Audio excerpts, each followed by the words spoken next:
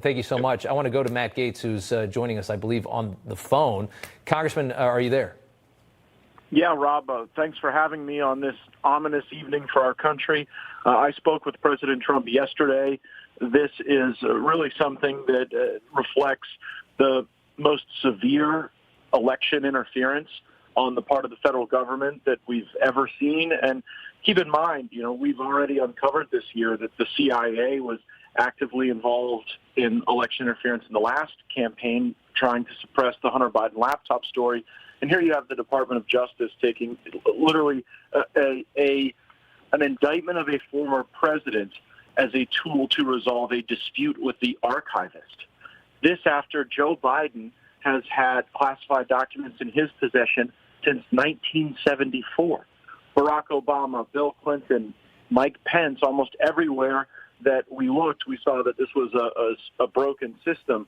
And then yet to use the power of criminal process to plow our country into the depths of the perceived third world is deeply, deeply troubling. The idea that they're going to use, I think, now we don't know the details of the charges. The former president has just said on Truth Social that he has been indicted. He's been informed that he has been indicted and he has to be in court on Tuesday.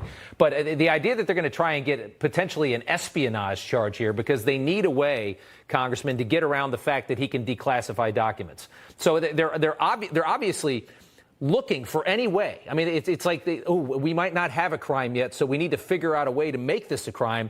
So let's use espionage, which is a very serious, far greater crime than anything alleged of former President Trump, that they're going to bend that to make it this way. And the fact that they can ignore what Hillary did when they subpoenaed her for her misuse of classified documents. I mean, what Hillary is alleged to have committed was horrifying. They had no interest in that whatsoever. What John Kerry did during the transition and under the Trump administration was a grievous crime that was ignored. What current President Biden has been up to with all of these various countries, the allegations of corruption, the millions of dollars from several credible whistleblowers, they can ignore all of this and do this at the same time. People have to see this. Yeah, it's quite something that we're living in a time and place where you can learn that then Vice President Biden was accused of taking a $5 million bribe with some pretty strong receipts regarding bank accounts and individuals involved in a specific deliverable for these corrupt people paying the bribes. And no one really believes that's going to be charged, right? Right. But then here we are with a records dispute rising to the level of criminal process. And the bizarre thing, Rob, is that it's not even the first time the left and the media have falsely accused President Trump of violating the Espionage Act. Right. I remember Eric Swalwell being endlessly platformed on MSNBC and CNN to say that President Trump was a Russian agent. Now apparently he's violated the Espionage Act. I think that on a lot of these records things, there's probably not a presidential library in America, certainly not some, where you couldn't find some technical lack of compliance with some record policy. But for an indictment to be used as the tool clearly showcases that this is about the 2024 election. Does anyone watching really believe this would be happening to Trump if he weren't running again and if he weren't winning as the leading Republican candidate? Yeah, they wouldn't care. If he was just playing golf and not coming back, they wouldn't care at all. I want to read, stay with us, Congressman, for just 1 second. I want to read all the information that the former president has brought out. Guys, I want to flip it back to the first page. I want to give everybody the whole thing at the same time. The corrupt Biden administration has informed my attorneys that I have been indicted, seemingly over the Boxes Hoax, even though Joe Biden has 1,850 boxes at the University of Delaware, additional boxes in Chinatown, D.C., with even more boxes at the University of Pennsylvania, and documents strewn all over his garage floor where he parks his Corvette, and which is secured by only a garage door that is paper thin and open much of the time. His second message here on Truth Social says, I have been summoned to appear at the federal courthouse in Miami on Tuesday at 3 p.m.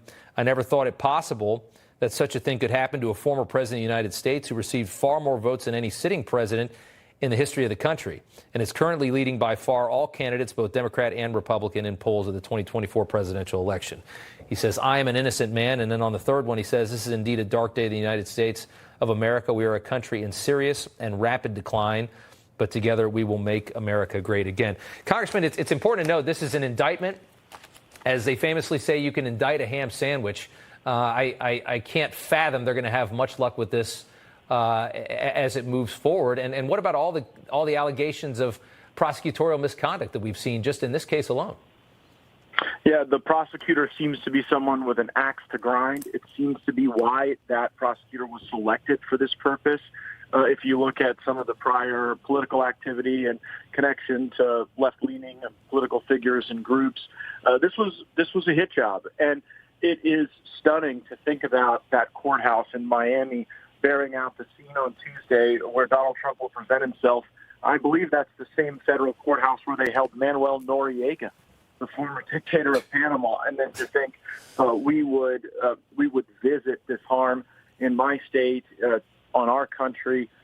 It is such an abuse of federal power. We should immediately be holding congressional hearings on this to ascertain by what authority was this Jack Smith individual kind of screened and reviewed for bias, and to what extent were civil liberties potentially violated. We know in the New York Alvin Bragg case that Mark Pomerantz pled the fifth when asked whether or not he broke any laws when trying to get Trump. We've got some more details here, Congressman. The former president's been indicted on at least 7 federal charges, including illegal retention of classified documents, obstruction, and on conspiracy. So the first one, illegal retention of classified documents. Okay, fine. So let's charge President Biden with the same thing. Let's charge Mike Pence with the same thing. In fact, it's even worse because neither of them could declassify the documents that they've taken. But we also have obstruction and we have conspiracy. Do you have any clarity on what they're going to try and do with conspiracy here? I mean, the obstruction is obvious. They think that's because he slow-walked the return of them. He wasn't giving them back as fast as they wanted. What do you think conspiracy means in this thing? Well, as to the obstruction, it's a common theme from the Department of Justice when they've got a weak underlying matter to kind of layer in obstruction to try to bring this air of criminality over what would otherwise be a non-criminal negotiation or interaction with the compliance with the Federal Presidential Records Act. Yeah. And keep in mind, there's no Vice Presidential Records Act. President Trump had more authority to have these records, certainly, than Joe Biden did as the former vice president. And so if there's legal ground to stand on, these are not equivalencies. President Trump on far better legal ground. I think you'll probably find a pretty favorable jury in Miami-Dade County. President Trump's got a lot of fans down there, and so I think that's a real risk for the Department of Justice that they weren't able to bring these charges in Washington, D.C. And, we'll have to read the indictment and see what the conspiracy charge is. But, as it relates to really what are the underlying predicate criminal acts to establish a conspiracy, it's pattern and course for when the facts are weak, like we saw in the Mueller report. Yeah. Congressman, we appreciate you coming on. We're going to keep on this, and we thank you for your time. Thank you, Rob.